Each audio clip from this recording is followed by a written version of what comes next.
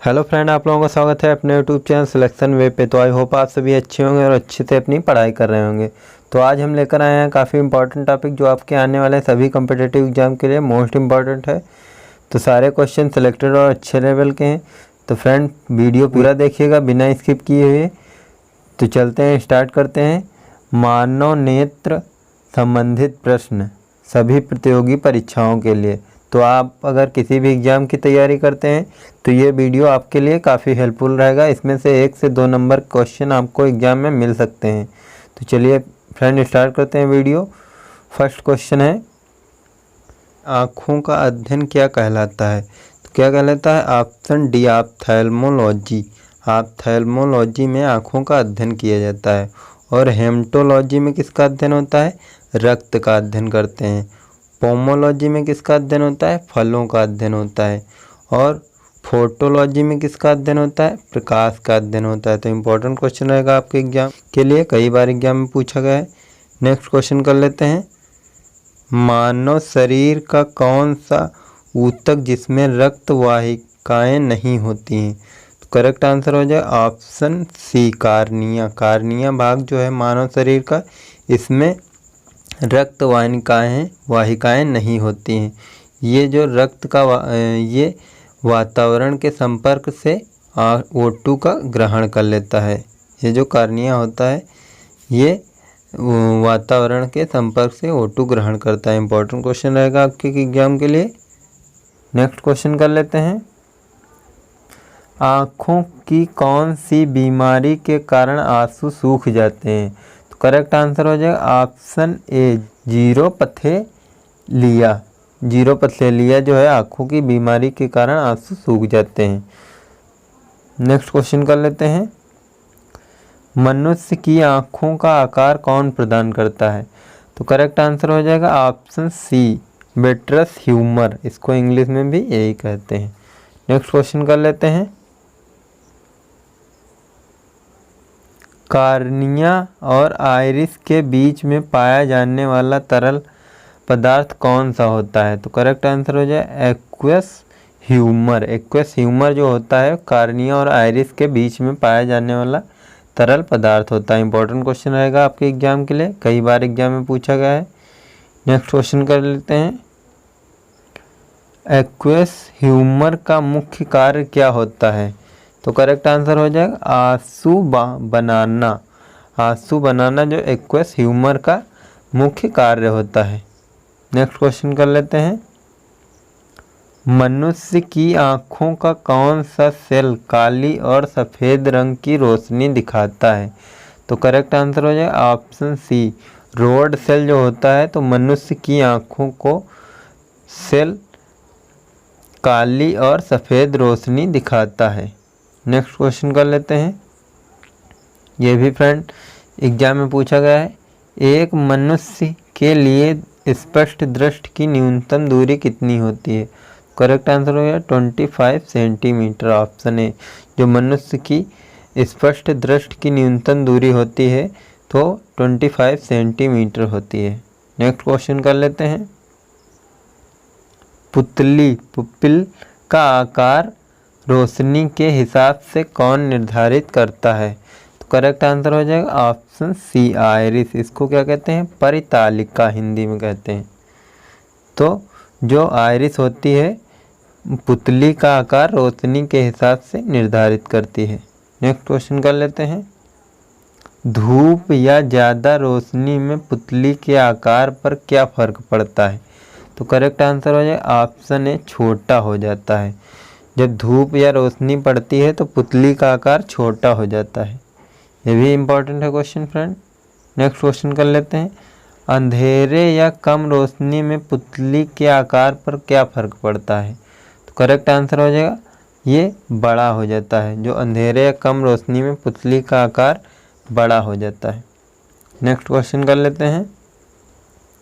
प्रकाश की किस घटना के कारण मनुष्य आँखों से देख सकता है? करेक्ट आंसर हो जाए ऑप्शन बी जो प्रकाश के परावर्तन की घटना के कारण मनुष्य आँखों से देख सकता है। नेक्स्ट क्वेश्चन कर लेते हैं। मनुष्य की आँखों का कौन सा भाग दान में दिया जाता है? करेक्ट आंसर हो जाएगा option A cornea.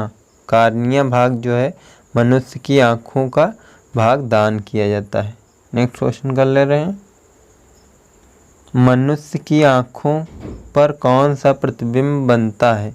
Correct answer हो जाएगा वास्तविक और उल्टा। मनुष्य की आँखों पर वास्तविक और उल्टा प्रतिबिंब बनता है। नेक्स्ट क्वेश्चन कर लेते हैं। नेक्स्ट क्वेश्चन है दूरदर्शिता या हाइपर मेट्रोपिया में प्रतिबिंब कहाँ बनता है? तो कहाँ बनता है? ऑप्शन सी रेटिना के पीछे। नेक्स्ट क्वेश्चन कर लेते हैं। आँखों की कौन सी बीमारी बुजुर्ग लोगों को होती है?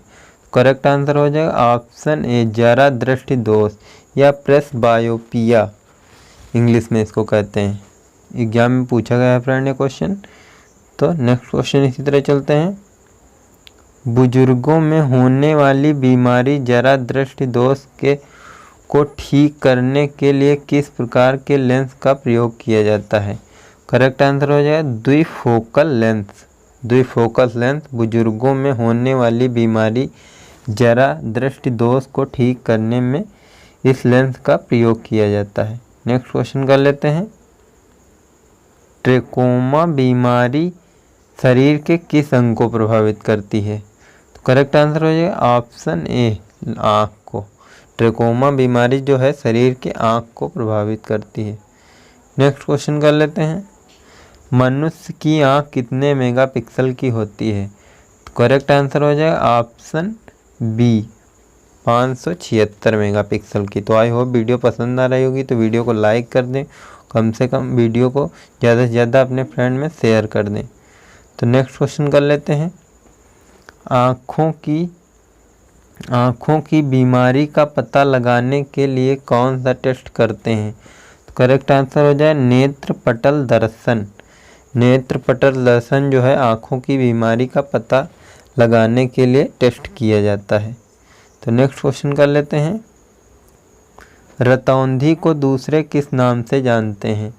तो करेक्ट इसका हो जाएगा आंसर ऑप्शन बी पिक्लोपिया, निक्लोपिया, सॉरी ये पिक नहीं है, निक्लोपिया जो है।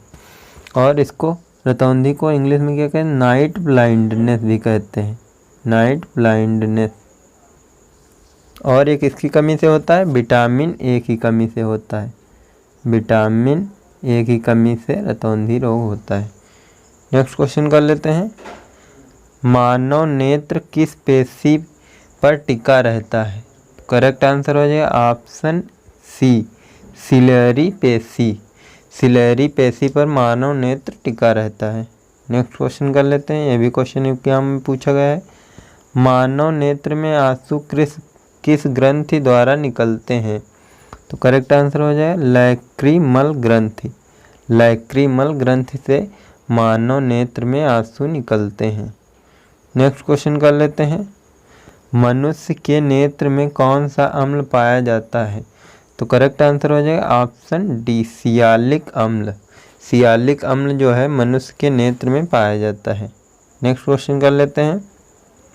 मनुष्य की आँख कितने परतों से मिलकर बनी होती है? तो करेक्ट आंसर है ऑप्शन ए 3 परतों में। कौन कौन से?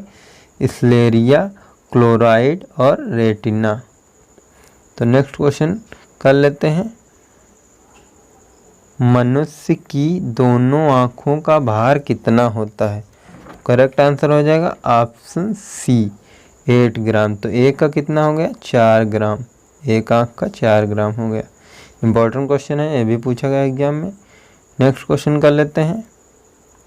मनुष्य की आँख में किस परत में रक्त पाया जाता है? तो करेक्ट आंसर हो जाएगा कोराइड।